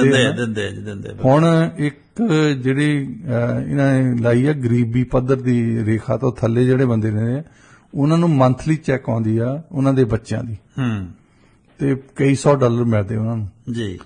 ਉਹ ਬੰਦੇ ਇੱਕ ਕਿਸਮ ਦੀ ਵੋਟ ਬਾਇੰਗ ਹੀ ਆ ਵੈਸੇ। ਉਹ ਇਹ ਸਮਝਦੇ, ਲੋਕੀ ਸਮਝਦੇ ਆ ਵੀ ਲਿਬਰਲ ਪਾਰਟੀ ਜਾਂ NDP ਇਹਨਾਂ ਨੇ ਸਾਨੂੰ ਦੇਣੇ ਪੈਸੇ, ਜੇ ਦੂਜੇ ਆ ਗਏ ਉਹਨਾਂ ਨੇ ਸ਼ਾਇਦ ਬੰਦ ਕਰ ਦੇਣੇ। ਤੇ ਇਹਨਾਂ ਨੂੰ ਹੀ ਅਸੀਂ ਵੋਟ ਪਾਉਣੀ ਹੈ। ਇੰਨੀ ਕੁ ਦੇ ਕਰਕੇ ਤੁਸੀਂ ਤਾਂ ਵੋਟ ਪਾਤੀ ਹੈ ਨਾ ਜੀ। $700 ਬੱਚਿਆਂ ਨੂੰ ਆਉਂਦਾ, ਤੇ ਆ ਜਿਹੜਾ ਹੁਣ 15 ਬਿਲੀਅਨ ਦੇਣਾ ਆ, ਇਹ ਇੱਕ ਇਕੱਲੀ ਕੰਪਨੀ ਨੂੰ ਦੇਣਾ। 1 ਬਿਲੀਅਨ ਦੇ ਵਿੱਚ ਜੀ 1000 ਮਿਲੀਅਨ ਹੈ। 15,000 ਮਿਲੀਅਨ ਤੁਸੀਂ ਕਾਊਂਟ ਕਰਕੇ ਦੇਖ ਲਓ, ਕਈਆਂ ਬੰਦਿਆਂ ਨੂੰ ਜ਼ੀਰੋ ਨਹੀਂ ਪਾਉਣੀ ਆਉਣੀ। ਬਿਲਕੁਲ, ਇੰਨਾ ਪੈਸਾ ਜੀ। ਸੋ ਡਾਕਟਰ ਸਾਹਿਬ, ਇੱਕ WHO ਦੀ ਨੇ ਕੀਤੀ ਹੈ ਸੋਡਾ ਸਵੀਟਨਰ ਐਸਪਾਰਟੇਮ ਨੂੰ ਸੰਭਾਵੀ ਕਾਰਸੀਨੋਜਨ ਦੱਸਿਆ ਉਹਨਾਂ ਨੇ ਜੀ, ਪਰ ਇਹ ਨਾਲ ਇਹ ਵੀ ਕਹਿਤਾ ਵੀ ਸਾਡੇ ਕੋਲ ਸਬੂਤ ਹੈ ਨਹੀਂ ਗੇ। ਨਹੀਂ, ਸਬੂਤ ਵੀ ਹੈਗੇ। ਐਸਪਾਰਟੇਮ ਜਿਹੜੀ ਹੈ ਉਹ ਇੱਕ ਐਸੀ ਕੈਮੀਕਲ ਹੈ ਜੀ ਜਿਹੜੀ ਕਿ ਕੈਂਸਰ ਕਾਜ਼ਿੰਗ ਹੈ ਜੀ।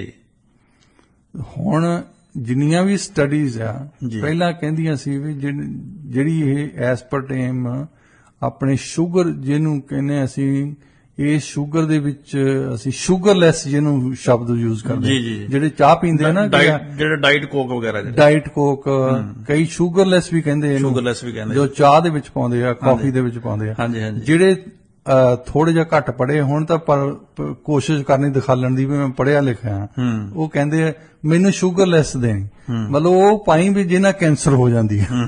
ਇਹ ਸਟੱਡੀਜ਼ ਜਿਹੜੀਆਂ ਉਹਨਾਂ ਨੇ ਸ਼ੋ ਕੀਤਾ ਆ, ਪਰ ਜਿਹੜੀਆਂ ਕੰਪਨੀਆਂ ਇਹ ਬਣਾਉਂਦੀਆਂ ਆ ਉਹਨਾਂ ਨੇ ਇੰਨਾ ਪ੍ਰੈਸ਼ਰ ਪਾਇਆ, ਇਹਨਾਂ ਨੇ ਕਿਹਾ ਵੀ ਤੁਸੀਂ ਏਦਾਂ ਨਹੀਂ ਕਹਿ ਸਕਦੇ ਵੀ ਕੈਂਸਰ ਕਾਜ਼ ਕਰਦੀ ਹੈ, ਪਰ ਉਹਦੇ ਵਿੱਚ ਜਿਹੜੀ ਸਟੱਡੀ ਸ਼ੋ ਕਰਦੀ ਆ ਉਹਨਾਂ ਨੇ ਜ਼ਿਆਦਾ ਮਾਤਰਾ ਦੇ ਵਿੱਚ ਐਸਪਾਰਟੇਮ ਪਾਈ ਸੀ, ਤੇ ਉਹ ਕਹਿੰਦੇ ਵੀ ਜੇ ਜ਼ਿਆਦਾ ਮਾਤਰਾ ਦੇ ਵਿੱਚ ਤੁਸੀਂ ਪਾ ਕੇ ਟੈਸਟ ਕੀਤਾ ਆ ਸਟੱਡੀ ਨੂੰ, ਤਾਂ ਫਿਰ ਅਸੀਂ ਤਾਂ ਉਨੀ ਪਾਉਂਦੇ ਨਹੀਂ, ਅਸੀਂ ਉਦੋਂ ਘੱਟ ਪਾਉਨੇ। ਬਿਲਕੁਲ।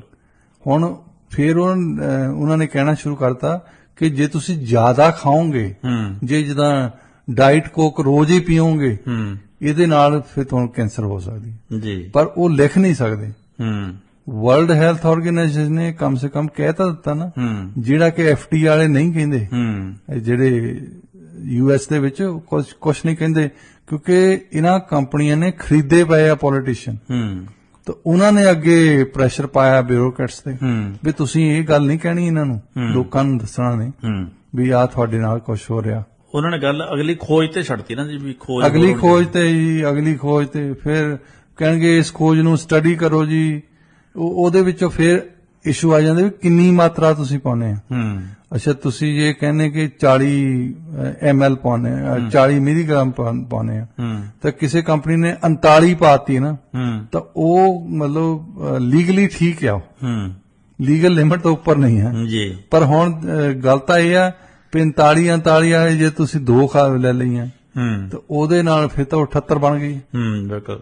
ਲੋਕੀ ਇਦਾਂ ਨਹੀਂ ਸੋਚਦੇ ਨਾ ਵੀ ਜਿਹੜੀ ਚੀਜ਼ ਨੂੰ, ਵੈਸੇ ਵੀ ਨਾਰਮ ਇਹੀ ਆ ਵੀ ਜਿਹੜੀ ਚੀਜ਼ ਨੇਚਰਲ ਹੁੰਦੀ ਹੈ ਨਾ, ਜਿਹੜੀ ਸ਼ੂਗਰ, ਜਿੱਦਾਂ ਗੰਨੇ ਚੋਂ ਸਾਨੂੰ ਸ਼ੂਗਰ ਮਿਲਦੀ ਹੈ, ਫਰੂਟ ਦੇ ਵਿੱਚੋਂ ਸਾਨੂੰ ਸ਼ੂਗਰ ਮਿਲਦੀ ਹੈ। ਸ਼ੂਗਰ ਤਾਂ ਹਰ ਚੀਜ਼ ਹੈ, ਰੋਟੀ 'ਚ ਸ਼ੂਗਰ, ਰੋਟੀ 'ਚ ਸ਼ੂਗਰ ਹੁੰਦਾ, ਸਾਰੇ ਪਾਸੇ ਸ਼ੂਗਰ ਹੀ ਸ਼ੂਗਰ ਆ। ਇੱਕ ਸਟੈਂਡਰਡ ਹੈਗਾ ਜਿਹੜਾ ਸਾਇੰਟੀਫਿਕ ਸਟੈਂਡਰਡ ਆ, ਉਹ ਦੇਖਦੇ ਆ ਕਿ ਹਰ ਇੱਕ ਸ਼ੂਗਰ ਦੇ ਵਿੱਚ ਗਲਾਈਸੀਮਿਕ ਇੰਡੈਕਸ ਕਿੰਨਾ ਹੈ। ਕਈਆਂ ਦਾ ਬਹੁਤ ਘੱਟ ਆ। ਹੁਣ ਤੁਸੀਂ ਐਪਲ ਖਾਓਗੇ, ਉਹਦੇ ਵਿੱਚ ਸ਼ੂਗਰ ਤਾਂ ਉਹਦੇ ਵਿੱਚ ਵੀ ਹੈ।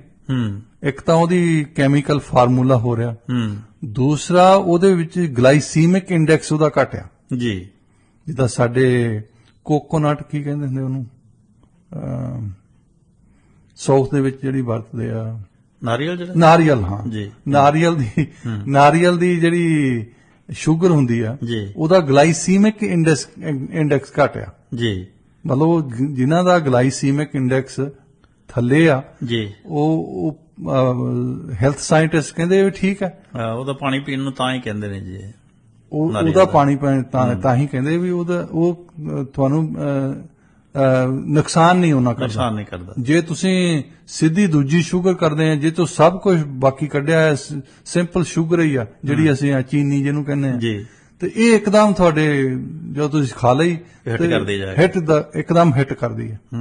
ਸੋ ਇਸ ਤਰ੍ਹਾਂ ਦੀ ਕਾਸ਼ਨ ਦੇਣੇ, ਵੱਡੀਆਂ ਕੰਪਨੀਆਂ ਤੁਸੀਂ ਦੇਖੋ, ਡਾਈਟ ਜਿਹੜੀ ਕੋਕ ਆ, ਕਿੰਨੇ ਮਿਲੀਅਨ ਉਹਨਾਂ ਦੀ ਪ੍ਰੋਡਕਸ਼ਨ ਹੋਣੀ ਹੈ। ਕੁਝ ਕਹਿਣ ਦਿੰਦੇ ਇਹ ਪੋਲੀਟੀਸ਼ੀਅਨ ਨੂੰ, ਬਿਲਕੁਲ ਕਿਸੇ ਕਾਰਪੋਰੇਸ਼ਨ ਨੂੰ, FDA ਵਾਲਿਆਂ ਨੂੰ ਬੋਲਣ ਦਿੰਦੇ, ਇਹਨਾਂ ਨੂੰ ਤਾਂ ਬਹੁਤ ਘਾਟਾ ਪਵੇ ਜੀ। ਪਰ ਵਰਲਡ ਹੈਲਥ ਆਰਗੇਨਾਈਜੇਸ਼ਨ ਤੇ ਇਹਨਾਂ ਦਾ ਕੰਟਰੋਲ ਹੈ ਨਹੀਂਗਾ।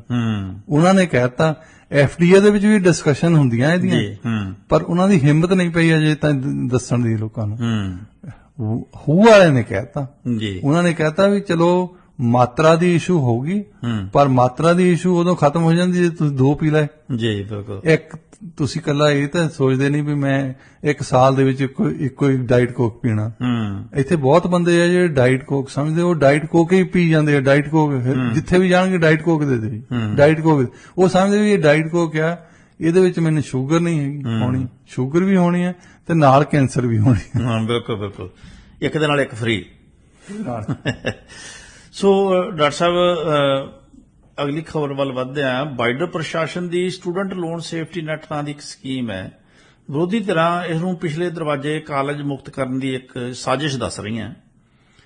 ਕੀ ਆਉਣ ਵਾਲੇ ਦਿਨਾਂ ਦੇ ਵਿੱਚ ਇਹ ਕਾਨੂੰਨੀ ਲੜਾਈ ਦਾ ਸਬੱਬ ਬਣੂਗੀ ਜੀ? ਇਹ ਪਹਿਲਾਂ ਵੀ ਬਣ ਚੁੱਕਾ ਹੈ। ਅਸੀਂ ਅੱਗੇ ਡਿਸਕਸ ਕੀਤਾ ਸੀ ਕਿ ਯੂਥ ਵੋਟਰ ਜਿਹੜੇ ਆ ਨਾ ਜੀ, ਤਾਂ ਉਹ ਜੇ ਨਾ ਆਏ ਜੋ ਬਾਈਡਨ ਦੇ ਨਾਲ, ਜੇ ਘਰੇ ਹੀ ਬੈਠੇ ਰਹਿੰਦੇ ਆ ਜੀ, ਬਿਲਕੁਲ, ਤਾਂ ਫੇਰ ਜੋ ਬਾਈਡਨ ਹੋਣੇ ਹਰੇ ਹੁਣ ਆ ਸਿੱਧੀ ਅਟੈਂਪਟ ਆ ਵੀ ਵੋਟਾਂ ਖਰੀਦੋ ਜੀ, ਤੇ ਇਹ ਪੈਸੇ ਵੀ ਬਹੁਤ ਜ਼ਿਆਦਾ ਆ। $400 ਬਿਲੀਅਨ ਤੋਂ ਉੱਪਰ ਇਹਨਾਂ ਨੇ ਮਾਫ ਕੀਤਾ ਜੀ। ਤੇ ਉਹ ਇੱਕ ਵਾਰੀ 9/11 ਦੀ ਘਟਨਾ ਵਾਪਰੀ ਸੀ ਇੱਥੇ US ਦੇ ਵਿੱਚ, ਸਤੰਬਰ 11 ਦੇ ਵਿੱਚ ਜਦੋਂ ਅਟੈਕ ਹੋਇਆ ਸੀ। ਤੇ ਉਦੋਂ ਬਾਅਦ ਇੱਕ ਬਿੱਲ ਬਣਾਇਆ ਸੀ ਵੀ ਜਿਹੜੇ ਛੋਟੇ-ਮੋਟੇ ਕੰਮ ਹੁੰਦੇ ਐਗਜ਼ੈਕਟਿਵ ਨੂੰ ਉਹ ਪੈਸੇ ਖਰਚ ਸਕਦੀ ਹੈ, ਕਿਉਂਕਿ ਹਰੇਕ ਵਾਰੀ ਜਿਹੜੇ ਥਿਊਰੀ ਦੇ ਹਿਸਾਬ ਨਾਲ ਤਾਂ ਇਹ ਆ ਵੀ ਪੈਸੇ ਖਰਚਣੇ, ਕੋਈ ਟੈਕਸ ਲਾਉਣਾ, ਈਵਨ ਪੈਨੀ ਵੀ ਖਰਚਣੀ ਆ, ਉਹਦਾ ਹੱਕ ਸਿਰਫ ਪਾਰਲੀਮੈਂਟ ਤੋਂ ਹੁੰਦਾ, ਕਾਂਗਰਸ ਦੇ ਕੋਲ ਹੁੰਦਾ। ਐਗਜ਼ੈਕਟਿਵ ਇੱਕ ਪੈਨੀ ਵੀ ਖਰਚ ਨਹੀਂ ਸਕਦੀ। ਉਹ ਉਹਨਾਂ ਨੇ ਕਿਹਾ ਸੀ ਵੀ ਕਈ ਵਾਰੀ ਐਮਰਜੈਂਸੀ ਹੁੰਦੀ ਆ, ਜਿਹੜੇ ਐਗਜ਼ਿਸਟਿੰਗ ਫੰਡ ਪਹਿਲਾਂ ਹੀ ਪਾਸ ਕੀਤੇ ਹੋਏ ਆ ਉਹਦੇ ਵਿੱਚੋਂ ਐਗਜ਼ੈਕਟਿਵ ਜਿਹੜੀ ਆ ਉਹ ਪੈਸੇ ਲੈ ਸਕਦੀ ਆ ਤੇ ਖਰਚ ਕਰ ਸਕਦੀ ਆ। ਉਹ ਕਹਿੰਦੇ ਵੀ ਹਾਂ ਇੰਨੇ ਬਿਲੀਅਨ ਡਾਲਰ ਇਹਨਾਂ ਨੂੰ ਚਾਹੀਦਾ। ਯੂਐਸ ਦੇ ਵਿੱਚ ਤਾਂ ਬਿਲੀਅਨਸ ਡਾਲਰ ਆ, ਵੱਡੀ ਕੰਪਨੀ ਆ, ਵੱਡੀ ਸਾਰੀ ਦੇਸ਼ ਆ, ਤੇ ਇਹਨਾਂ ਤੋਂ ਪੈਸੇ ਬਹੁਤ ਆ। ਤੇ ਇਹਨਾਂ ਨੇ ਆਪਣੀ ਮਰਜ਼ੀ ਦੇ ਨਾਲ ਹੀ ਇਕੱਲੇ ਜੋ ਬਾਈਡਨ ਨਹੀਂ, ਇਹਨਾਂ ਨੇ ਸਾਈਨ ਕਰਤਾ ਕਿ ਜਿਹੜੇ ਸਟੂਡੈਂਟ ਲੋਨ ਲਏ ਆ ਉਹਨਾਂ ਚੋਂ ਕਈਆਂ ਦਾ 20,000 ਮਾਫ, ਕਈਆਂ ਦਾ 10,000 ਮਾਫ, ਤੇ 400 ਬਿਲੀਅਨ ਤੋਂ ਉੱਪਰ ਸੀਗੇ ਉਹ। ਤੇ ਉਹਦੇ ਚ ਦੋ ਪ੍ਰੋਬਲਮ ਆ ਗਈਆਂ ਇਹਨਾਂ ਨੂੰ। ਇੱਕ ਤਾਂ ਆਹ ਲਾਅ ਦੀ ਵੀ ਐਗਜ਼ੈਕਟ ਪੈਸੇ ਨਹੀਂ ਖਰਚਦੇ, ਦੂਸਰੇ ਆ ਗਏ ਕੁਛ ਇੱਕ ਸੂਬੇ ਜਿਹੜੇ ਇਹਨਾਂ ਦੇ ਵਿੱਚੋਂ ਜਿਹੜੇ ਐਕਚੁਅਲੀ ਸਟੂਡੈਂਟ ਲੋਨ ਦਿੰਦੇ ਆ ਖੁਦ ਜੀ। ਤੇ ਉਹ ਕਹਿੰਦੇ ਵੀ ਜੇ ਅਸੀਂ ਜੇ ਸਾਨੂੰ ਇਹਨਾਂ ਨੇ ਪੈਸੇ ਨਹੀਂ ਦਿੱਤੇ, ਸਾਨੂੰ ਘਾਟਾ ਪੈਣਾ ਤੇ ਸਾਡੀ ਐਜੂਕੇਸ਼ਨ ਸਫਰ ਕਰਨੀ ਹੈ। ਉਹਨਾਂ ਨੇ ਇਕੱਠੇ ਹੋ ਕੇ ਇਸ ਕੋਰਟ ਦੇ ਵਿੱਚ ਚੁਣੌਤੀ ਦਿੱਤੀ। ਕੇਸ ਗਿਆ ਸੁਪਰੀਮ ਕੋਰਟ ਤਾਈਂ ਜੀ, ਤੇ ਸੁਪਰੀਮ ਕੋਰਟ ਨੇ 2 ਵਿਸ਼ੇ ਤੇ ਉਹਨਾਂ ਨੂੰ ਬੰਦ ਕਰਾਤਾ ਇਹਨਾਂ ਦਾ ਪ੍ਰੋਗਰਾਮ ਜੀ। ਇੱਕ ਤਾਂ ਤੁਹਾਨੂੰ ਸਟੇਟ ਦੇ ਵਿੱਚ ਇਹਦਾ ਫੈਡਰਲ ਇਸ਼ੂ ਆ ਗਈ ਆ, ਤੁਸੀਂ ਪ੍ਰੈਜ਼ੀਡੈਂਟ ਫੈਡਰਲ ਪਾਵਰਸ ਯੂਜ਼ ਕਰ ਸਕਦਾ ਪਰ ਕਿਸੇ ਸਟੇਟ ਤੇ ਆਪਣਾ ਫੈਸਲਾ ਥੋਪ ਨਹੀਂ ਸਕਦਾ। ਇਹ ਨਹੀਂ ਕਹਿ ਸਕਦਾ ਵੀ ਤੁਸੀਂ ਵੀ ਆਹ ਕਰੋ। ਇੱਕ ਤਾਂ ਇਹ ਇਸ਼ੂ ਆ। ਦੂਸਰਾ ਜਿਹੜਾ ਇਹ ਐਕਟ ਪਾਸ ਕੀਤਾ ਸੀ ਇਹ ਇਦਾਂ ਦਾ ਸੀ ਵੀ ਟੈਂਪਰੇਰੀ ਕਿਤੇ ਐਮਰਜੈਂਸੀ ਤੁਹਾਨੂੰ ਪੈਸੇ ਖਰਚਣੇ ਪੈਂਦੇ ਆ। ਉਹ ਵੀ ਜਿਹੜੇ ਐਗਜ਼ਿਸਟਿੰਗ ਪੈਸੇ ਕਾਂਗਰਸ ਨੇ ਪਹਿਲਾਂ ਬਜਟ ਪਾਸ ਕੀਤਾ ਹੁੰਦਾ ਜੀ, ਕਈ ਵਾਰੀ ਉਹਨਾਂ ਨੇ ਇਹਦਾ ਲਾਈਨ ਇੱਕ ਪਾਸ ਕੀਤੀ ਹੁੰਦੀ ਹੈ ਕਿ ਐਮਰਜੈਂਸੀ ਫੰਡਸ ਦੇ ਲਈ ਅਸੀਂ ਆਹ ਪੈਸੇ ਦਿੱਤੇ, ਉਹ ਤੁਸੀਂ ਵਰਤ ਸਕਦੇ ਆ। ਪਰ ਆਪਣੇ ਕੋਲੋਂ ਤੁਹਾਨੂੰ ਇਹ ਕਹਿਣਾ ਕਿ ਮੈਂ ਚਲੋ ਵੀ ਤੁਹਾਡੇ ਲੋਨ ਮਾਫ ਕਰ ਦੂੰਗਾ, ਯੂ ਹੈਵ ਨੋ ਰਾਈਟ ਜੀ। ਸੰਵਿਧਾਨ ਨੇ ਕੋਈ ਹੱਕ ਨਹੀਂ ਦਿੱਤਾ। ਅੱਛਾ, ਬੜੀ ਸੈਟਬੈਕ ਪੈ ਗਈ ਇੱਕਦਮ ਜੀ। ਹੁਣ ਕੋਈ 40 ਮਿਲੀਅਨ ਸਟੂਡੈਂਟਸ ਆ ਜਿਨ੍ਹਾਂ ਨੂੰ ਫਾਇਦਾ ਹੋਣਾ ਸੀ ਜੀ। 40 ਮਿਲੀਅਨ ਬਹੁਤ ਵੱਡੀ ਗਿਣਤੀ ਆ। 40 ਮਿਲੀਅਨ ਨਿਰਾਸ਼ ਹੋ ਗਏ, ਫਿਰ ਜੋ ਬਾਈਡਨ ਨਾਲ ਨਿਰਾਸ਼ ਹੋਇਆ। ਹੁਣ ਇਹਨਾਂ ਨੂੰ ਪਤਾ ਲੱਗਾ ਇਲੈਕਸ਼ਨ ਆ ਗਈਆਂ ਨੇੜੇ ਵੀ ਉਹਦਾ ਕੋਈ ਨਾ ਕੋਈ ਬਦਲਵਾਂ ਰੂਪ ਲੱਭਿਆ ਜਾਵੇ। ਹੁਣ ਇਹਨਾਂ ਨੇ ਘੁਮਾ ਫਰਾ ਕੇ ਓਡੀ ਵੱਡੇ ਪੱਧਰ ਤੇ ਸਟੂਡੈਂਟ ਲੋਨ ਮਾਫ ਨਹੀਂ ਕੀਤੇ ਇਹਨਾਂ ਨੇ। ਉਹਨਾਂ ਦੇ ਕੀਤੇ ਆ ਵੀ ਅਸੀਂ ਜਦੋਂ ਤੁਹਾਡੀਆਂ ਪੇਮੈਂਟਸ ਆਉਂਦੀਆਂ ਆ ਉਹਨਾਂ ਦੌਰਾਨ ਅਸੀਂ ਤੁਹਾਡੇ ਤੋਂ ਇੰਟਰਸਟ ਚਾਰਜ ਨਹੀਂ ਕਰਾਂਗੇ। ਮਤਲਬ ਤੁਸੀਂ ਕਹਿ ਲਓ ਵੀ ਬੈਂਕ ਦੇ ਵਿੱਚੋਂ 1 ਲੱਖ ਲਿਆ ਆਧਾਰਾ, ਤਾਂ ਉਹ ਤੇ ਜਿੰਨੀਆਂ ਪੇਮੈਂਟਸ ਦੇਈ ਚਲੋ ਪਰ ਉਹ ਤੇ ਇੰਟਰਸਟ ਕਦੇ ਨਹੀਂ ਚਲੂਗਾ। ਇੱਕ ਤਾਂ ਉਹ ਮਾਫ ਮੂਲ ਚੋਂ ਜਾਣਗੇ। ਫਿਰ ਇਹਨਾਂ ਨੇ ਕੀਤੇ ਆ ਕਿ ਜੇ ਕੁਛ ਕੁ ਬੰਦੇ ਪੈਸੇ ਦੇ ਨਹੀਂ ਸਕਦੇ, ਸਾਲ 2 ਸਾਲ ਲਈ ਜੇ ਉਹਨਾਂ ਨੇ ਚਾਹੁੰਦੇ ਆ ਵੀ ਅਸੀਂ ਆਪਣੀ ਪੇਮੈਂਟ ਵੀ ਰੋਕਣੀ ਆ ਤੇ ਉਹ ਪੇਮੈਂਟ ਵੀ ਰੋਕ ਸਕਦੇ ਆ। ਮਤਲਬ ਇੱਕ ਤਰੀਕੇ ਦੇ ਨਾਲ ਇਹਨਾਂ ਨੇ ਹੋਰ ਢੰਗ ਲੱਭਿਆ ਵੀ ਜੇ ਮੇਰੇ ਤੋਂ ਉਹ ਪਹਿਲਾਂ ਸੁਪਰੀਮ ਕੋਰਟ ਨੇ ਮੈਨੂੰ ਥੱਲੇ ਸੁੱਟ ਦਿੱਤਾ ਤੇ ਹੁਣ ਮੈਂ ਪੈਸੇ ਜ਼ਰੂਰ ਦੇਣੇ ਆ ਕਿਉਂਕਿ ਇਹ ਤਾਂ ਮੇਰੇ ਵੋਟਰ ਆ, ਇਹਨਾਂ ਨੇ ਵੋਟ ਹੀ ਮੈਨੂੰ ਪਾਉਣੀ ਆ। ਵੋਟ ਤਾਂ ਪਾਉਣੀ ਆ ਜੇ ਮੈਂ ਪੈਸੇ ਦੇਵਾਂ। ਤੇ ਹੁਣ ਸਿੱਧੀ ਕੋਸ਼ਿਸ਼ ਆ ਵੋਟ ਬਾਇੰਗ ਦੀ, ਇਹ ਇੱਕ ਸਿੱਧੇ ਤਰੀਕੇ ਦੇ ਨਾਲ। ਹੁਣ ਕੱਲ ਹੀ ਡਿਸਕਸ਼ਨ ਚੱਲਦੀ ਸੀ ਉਹਨਾਂ ਦੇ ਵੀ ਕਿਹੜਾ ਲੀਗਲ ਚੈਲੰਜ ਕਰਨਗੇ ਜਿਹੜੇ ਇਹਦੇ ਖਿਲਾਫ ਆ ਬੰਦੇ ਜੀ। ਵੀ ਇਹ ਇੱਕ ਵੈਸੇ ਤਾਂ ਸਮਾਰਟ ਮੂਵ ਆ ਵੀ ਅਸੀਂ ਮਾਫ ਨਹੀਂ ਕਰ ਰਹੇ, ਅਸੀਂ ਤਾਂ ਮਾਫ ਪੇਮੈਂਟਸ ਤੇ ਇੰਟਰਸਟ ਨੂੰ ਮਾਫ ਕਰ ਰਹੇ ਆ। ਤੇ ਦੂਸਰਾ ਅਸੀਂ ਕਹਿੰਦੇ ਆ ਜੇ ਨਹੀਂ ਪੇਮੈਂਟ ਦੇ ਸਕਦਾ ਤਾਂ ਉਹਨੂੰ ਥੋੜੇ ਜਿਹਾ ਰਾਹਤ ਦਿਓ। ਵੀ ਸਿੱਧੇ ਪੈਸੇ ਤਾਂ ਦੇ ਨਹੀਂ ਰਹੇ, ਨਾ ਇਹਨਾਂ ਦਾ ਕੁਝ ਮਾਫ ਕਰ ਰਹੇ ਆ, ਪਰ ਉਹਨਾਂ ਨੂੰ ਫਾਇਦਾ ਹੋ ਰਿਹਾ ਇਸ ਗੱਲ ਦਾ। ਤੇ ਇਹਨੂੰ ਤੁਸੀਂ ਕਿਸ ਤਰ੍ਹਾਂ ਲੀਗਲੀ ਕਿਦਾਂ ਚੈਲੰਜ ਕਰੋਗੇ? ਹੁਣ ਦੇਖਦੇ ਆ ਅਗਲੇ ਕੁਝ ਦਿਨਾਂ ਦੇ ਵਿੱਚ ਕੋਈ ਗਰੁੱਪ ਉੱਠ ਖੜਦਾ। ਗਰੁੱਪ ਉੱਠਦੇ ਆ ਜਿੱਦਾਂ ਸਾਡੇ ਵਰਗਾ ਕੋਈ ਬੰਦਾ ਹੋਵੇ ਜਿਹੜਾ ਕਹੇ ਵੀ ਅਸੀਂ ਸਟੂਡੈਂਟ ਲੋਨ ਲਏ ਸੀ, ਅਸੀਂ ਤਾਂ ਸਾਰੇ ਪੈਸੇ ਦਿੱਤੇ। ਹੁਣ ਦੇ ਸਟੂਡੈਂਟ ਜਿਹੜੇ ਜ਼ਿਆਦਾ ਤੁਹਾਡੇ ਫੇਵਰਟ ਆ ਗਏ, ਇਹਨਾਂ ਨੇ ਪੈਸੇ ਲੈ ਕੇ ਇਹਨਾਂ ਨੂੰ ਮਾਫ ਕਰ ਦਿੱਤੇ ਜੀ। ਤਾਂ ਉਹ ਜਿਹੜੇ ਪੁਰਾਣੇ ਵਾਲੇ ਉਹ ਉੱਠ ਖੜਦੇ ਆ। ਉਹ ਵੀ ਤਾਂ ਇੱਕ ਗਰੁੱਪ ਆ ਨਾ। ਉਹ ਕਹਿੰਦੇ ਅਸੀਂ ਕਿਸੇ ਨੇ 2 ਲੱਖ ਲਿਆ, ਕਿਸੇ ਨੇ ਲੱਖ ਲਿਆ, ਉਹ ਅਸੀਂ ਤਾਂ ਸਾਰੇ ਪੈਸੇ ਮੋੜੇ ਆ, ਵਿਦ ਇੰਟਰਸਟ ਮੋੜੇ ਆ ਜੀ। ਬਿਲਕੁਲ। ਤਾਂ ਇਹਨਾਂ ਨੂੰ ਹੁਣ ਸਿਰਫ ਵੋਟਾਂ ਦਾ ਕਰਕੇ ਤੁਸੀਂ ਚਾਹੁੰਦੇ ਵੀ ਇਹ ਪੈਸੇ ਦੇਣ? ਹਾਂ, ਜਿਹਨਾਂ ਨੇ ਦੇਤੇ ਫਿਰ ਉਹਨਾਂ ਦਾ ਕੀ ਕਸੂਰ ਸੀਗਾ? ਜਾਂ ਤਾਂ ਸਾਡੇ ਵੀ ਮੋੜੋ ਫਿਰ ਜੇ ਤੁਸੀਂ ਇਦਾਂ ਕਰਦੇ ਆ। ਬਿਲਕੁਲ। ਤੇ ਜਿਹੜੇ ਅਸੀਂ 1985 ਚ ਪੈਸੇ ਮੋੜ ਦਿੱਤੇ ਸੀ, 1995 ਚ ਮੋੜ ਦਿੱਤੇ ਸੀ, ਉਹ ਸਾਡੇ ਵੀ ਮੋੜੋ ਸਾਡੇ ਵੀ ਉਧਰੋਂ ਉਹ ਰੁੱਸਦੇ ਆ ਹੁਣ। ਉਹ ਥੋੜੇ ਜਿਹਾ ਬੁੱਢੇ ਹੋਏ ਆ ਨਾ ਜੀ, ਜੀ। ਉਸ ਵੇਲੇ ਦੇ ਬੰਦੇ, ਪਰ ਚੈਲੰਜ ਕੋਈ ਨਾ ਕੋਈ ਕਰੂਗਾ ਲੱਗਦਾ। ਕਰੂਗਾ ਲਾਜ਼ਮੀ। ਹੁਣ ਦੇਖਦੇ ਆ ਕੀ ਕਰਨਗੇ ਕਦੋਂ। ਜੀ ਜੀ। ਔਰ ਸਾਡਾ ਸਮਾਂ ਅੰਤ ਆ ਰਿਹਾ, ਬਿਲਕੁਲ। ਸਮੇਂ ਦਾ ਮਤਲਬ ਪ੍ਰੋਗਰਾਮ ਦਾ ਅੰਤ ਆ ਰਿਹਾ, ਸਾਡਾ ਨਹੀਂ ਆ ਰਿਹਾ। ਅੱਜ ਦੇ ਵਿਚਾਰ ਦਾ ਸਮਾਂ ਹੋ ਗਿਆ ਮੇਰਾ। ਜੀ ਜੀ, ਬਿਲਕੁਲ ਬਿਲਕੁਲ। ਅੱਜ ਦਾ ਵਿਚਾਰ ਜੀ, ਮਾਇਆ ਤੈਨੂੰ ਸੱਤ ਸਲਾਮਾਂ ਜਿਹੜੇ ਘਰ ਵੀ ਜਾਨੀ ਐ, ਮਾਇਆ ਤੈਨੂੰ ਸੱਤ ਸਲਾਮਾਂ ਜਿਹੜੇ ਘਰ ਵੀ ਜਾਨੀ ਐ, ਪੁੱਤਰਾਂ ਕੋਲੋਂ ਪਿਓ ਮਰਵਾਉਂਦੀ, ਭਰਾ ਤੋਂ ਭਰਾ ਖੁਆਨੀ ਐ, ਤੂੰ ਹੀ ਸਭ ਤੋਂ ਵੱਡਾ ਸੱਪ ਐ, ਤੂੰ ਹੀ ਸਭ ਤੋਂ ਵੱਡਾ ਸੱਪ ਐ, ਜੋ ਭੁੱਖਿਆਂ ਨੂੰ ਲੜਦਾ ਜਾਂਦਾ, ਤੈਨੂੰ ਵੇਖ ਕੇ ਬੰਦਿਆਂ ਵਿੱਚੋਂ ਪਿਆਰ ਮੁਹੱਬਤ ਮਰਦਾ ਜਾਂਦਾ, ਪਿਆਰ ਮੁਹੱਬਤ ਮਰਦਾ ਜਾਂਦਾ। ਸੋ ਬਹੁਤ ਬਹੁਤ ਸ਼ੁਕਰੀਆ ਡਾਕਟਰ ਸਾਹਿਬ ਤੁਹਾਡਾ, ਮਿਹਰਬਾਨੀ ਅੱਜ ਦੇ ਇਸ ਪ੍ਰੋਗਰਾਮ ਨੂੰ ਵਿਸਥਾਰ ਦੇਣ ਦੇ ਲਈ। ਸੋ ਜੇਕਰ ਤੁਸੀਂ ਸਾਡੇ ਪ੍ਰੋਗਰਾਮ ਦੇ ਬਾਰੇ ਆਪਣੇ ਵਿਚਾਰ ਦੇਣਾ ਚਾਹੋ ਤਾਂ ਸਾਨੂੰ ਬਹੁਤ ਖੁਸ਼ੀ ਹੋਊਗੀ। ਸਾਡੇ ਫੇਸਬੁੱਕ ਦੇ ਉੱਪਰ ਪੇਜ ਹੈ ਰੇਡੀਓ ਇੰਡੀਆ ਪੇਜ ਤੇ ਜਾ ਕੇ ਤੁਸੀਂ ਸਾਡੇ ਕਮੈਂਟ ਬਾਕਸ ਦੇ ਵਿੱਚ ਜਾ ਕੇ ਆਪਣੇ ਵਿਚਾਰ ਦਰਜ ਕਰ ਸਕਦੇ ਹੋ। ਫਿਰ ਅਸੀਂ ਤੁਹਾਡੇ ਵਿਚਾਰਾਂ ਨੂੰ ਇਨ ਬਿਨ ਲਾਗੂ ਕਰਨ ਦੀ ਕੋਸ਼ਿਸ਼ ਕਰਾਂਗੇ। ਜੇ ਤੁਸੀਂ ਕੋਈ ਤਬਦੀਲੀ ਚਾਹੁੰਦੇ ਹੋ ਜਾਂ ਸਾਨੂੰ ਕਿਸ ਤਰ੍ਹਾਂ ਦਾ ਇਹ ਪ੍ਰੋਗਰਾਮ ਲੱਗਿਆ, ਉਹ ਸਾਰੀਆਂ ਗੱਲਾਂ ਤੁਸੀਂ ਉਹਦੇ ਵਿੱਚ ਜਾ ਕੇ ਜ਼ਰੂਰ ਦਰਜ ਕਰਿਓ ਜੇ, ਤਾਂ ਜੋ ਸਾਡੀ ਹੌਸਲਾ ਅਫਜ਼ਾਈ ਹੋ ਸਕੇ। ਸੋ ਬਹੁਤ ਬਹੁਤ ਮਿਹਰਬਾਨੀ ਜੀ। ਅੱਜ ਦੇ ਇਸ ਪ੍ਰੋਗਰਾਮ ਨੂੰ ਸਮਾਪਤ ਕਰਨ ਦੀ ਮੈਨੂੰ ਬਲਦੇਵ ਸਿੰਘ ਭਾਮ ਨੂੰ ਦਿਓ ਇਜਾਜ਼ਤ। ਜਿਉਂਦੇ ਵਸਦੇ ਰਹੋ ਜੀ।